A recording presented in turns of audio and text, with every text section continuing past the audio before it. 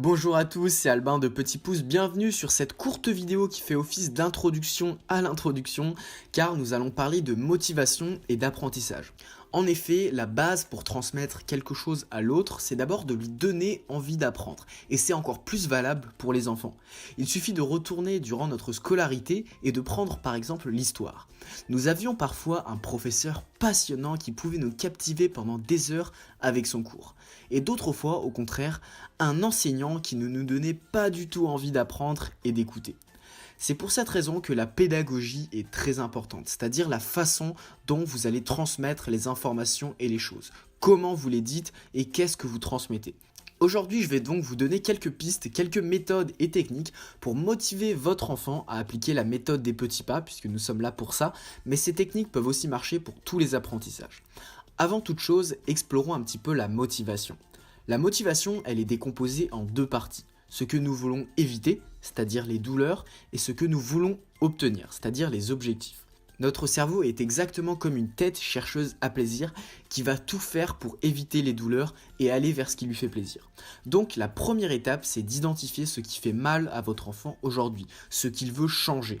Et je parle bien des douleurs de votre enfant, pas les vôtres. Je rencontre de nombreux parents qui ont tendance à projeter leurs propres peurs sur leurs enfants, alors que les enfants finalement les vivent très bien, ou bien les enfants ont d'autres problématiques que celles de leurs parents. Si vous avez démarré ce programme, c'est que probablement votre enfant rencontre certaines difficultés. Peut-être qu'il se sent seul, qu'il souffre d'angoisse, qu'il n'arrive pas à bien s'exprimer, qu'il a peur du regard des autres. Le mieux pour le découvrir, c'est de discuter avec lui. Normalement, à partir de 5-6 ans, un enfant est capable de mettre des mots sur ce qu'il ressent et ce qui le dérange. La deuxième étape, c'est de découvrir ce qu'il veut obtenir, c'est-à-dire la situation idéale, la situation rêvée.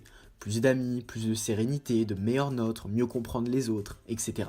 Vous pouvez même le projeter dans une situation idéale où une petite fée pourrait réaliser tous ses rêves. Si tout était possible, s'il pouvait exaucer tous ses vœux, qu'est-ce qu'il aimerait de plus ou de moins dans sa vie? Une fois que vous avez identifié ces deux points, expliquez-lui que vous pouvez l'aider à progresser. Demandez-lui si ça lui plairait, si ça lui ferait plaisir de jouer avec vous pour faire évoluer la situation et atteindre son objectif. Ensuite, passez carrément un pacte entre vous, un accord qui sera quelque chose dans le genre.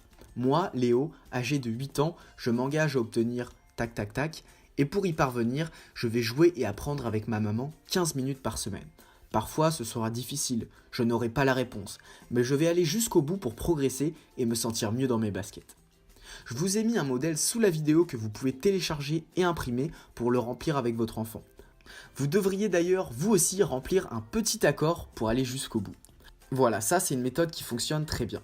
Il y a aussi la méthode des petits challenges. Par exemple, chaque jour en rentrant de l'école, vous pouvez confier une mission spéciale à votre enfant qui est de remplir une activité ensemble. Proposez-lui des défis, proposez-lui des activités, mettez ça sous forme amusante, sous forme de jeu. Vous pouvez même le faire dans les trajets. Par exemple, pour découvrir ses valeurs, ce qui est une activité du module 1, vous pouvez lui demander de l'aide pour choisir. Tiens, regarde ces valeurs, j'ai du mal à choisir les miennes. Que choisirais-tu à ma place?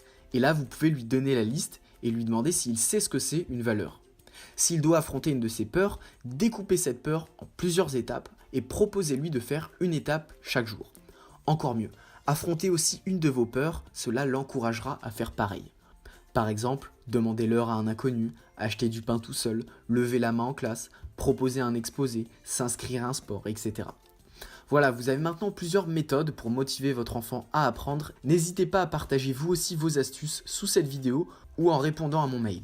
C'était Albin, à bientôt dans la méthode des petits pas.